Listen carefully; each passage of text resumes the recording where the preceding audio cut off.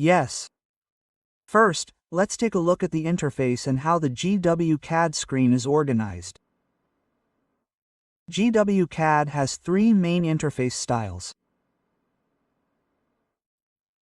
The first is the 2D drafting and annotation interface, which has a ribbon-style interface, which is the most popular interface in recent programs. From now on, I will refer to this 2D drafting and annotation interface as the ribbon menu or ribbon interface. The second is the Zwcad Classic interface, which is mainly used by those who have used CAD for a long time. Finally, there are three 3D modeling interfaces in Zwcad, which gather 3D modeling-related functions. Of these, the lecture will proceed based on the ribbon interface, which is frequently used by beginners due to its large icons and easy-to-find function locations.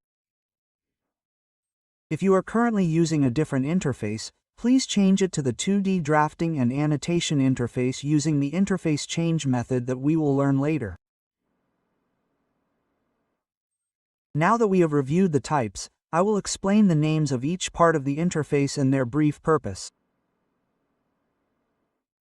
First of all, the part that shows the program icon and version information at the top is called the title bar. In the ribbon menu, you can also perform functions such as opening a new drawing, loading, saving, and undoing from the quick access toolbar on this title bar. Next is the ribbon tab, which can be thought of as a section where functions are broadly categorized.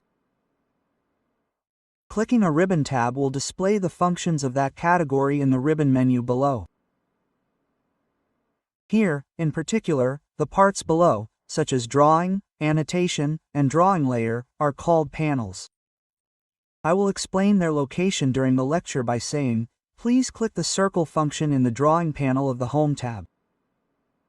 The ribbon menu has large icons like this and similar functions are grouped together.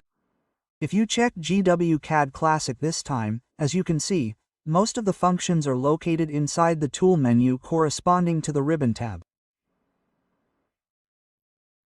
Also, since the icons are small and the function names are not displayed together, those who are familiar with CAD often use them to make more use of other screen space. Here's the File tab. Instead of launching another Zwcad program every time you open a drawing, you can open and use multiple drawing files through the File tab in one program. The center part is the drawing space, where the objects in the drawing are displayed. Most CAD work is done while looking at this drawing space. The command prompt is where you can check the history of the commands or functions you've entered. Below that is the command input window, where you can check the command you're entering or what task is currently required for the executed function. The part you see on the right is the Properties palette. If you don't see this window, you can press the Control key and the number 1 to bring it back up. This Properties palette allows you to check and modify the properties of the selected object. To make the drawing space more spacious, you may have closed this window, but since you will use it often, please remember that pressing Ctrl E will bring up the Properties window again. Next is the Space Switch window. This is where you can check the status of various functions such as the drawing units, annotation scale, and interface switching. If you click the gear icon in this Space Switch window, you can change between 2D drafting and annotation and Zwcad Classic. If you are currently in Zwcad Classic, please change the ribbon menu to 2D drafting and annotation when listening to the lecture.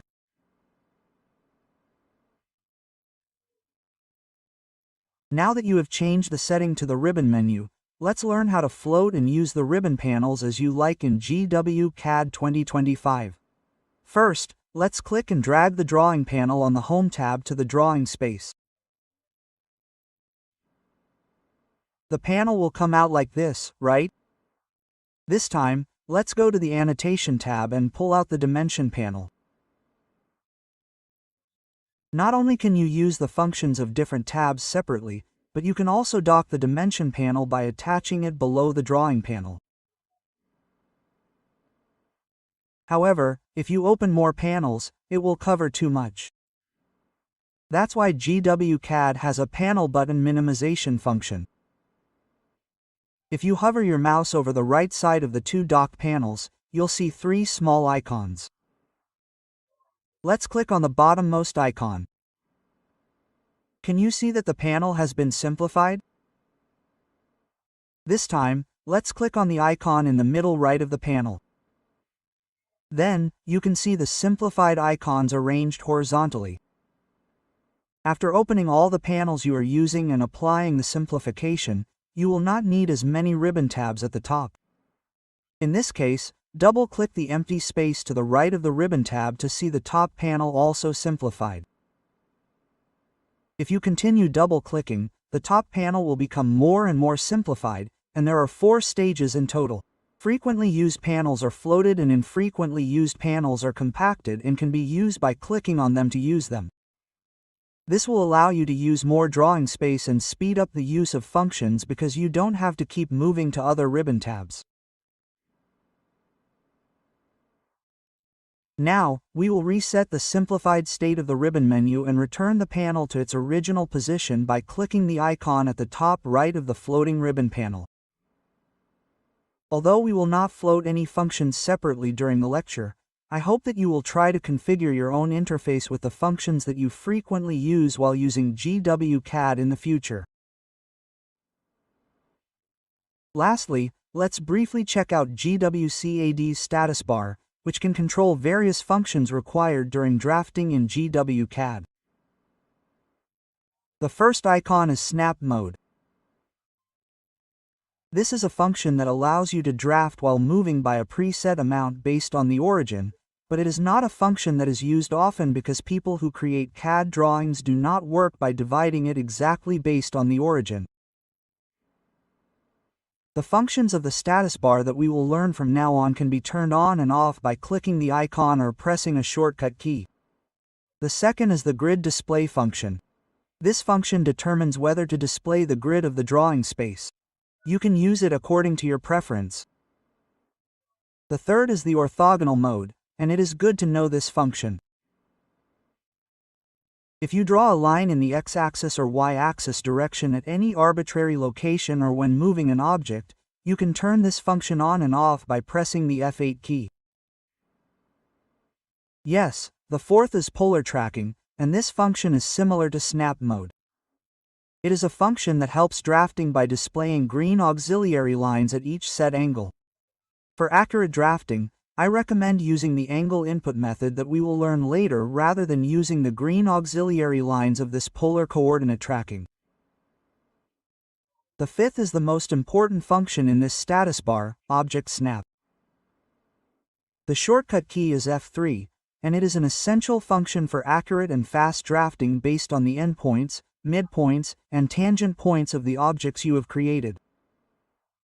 Right-clicking this Object Snap icon allows you to determine which points will be snapped, and clicking Settings will bring up the Drafting Settings window where you can adjust the detailed operation of the status functions you are now learning.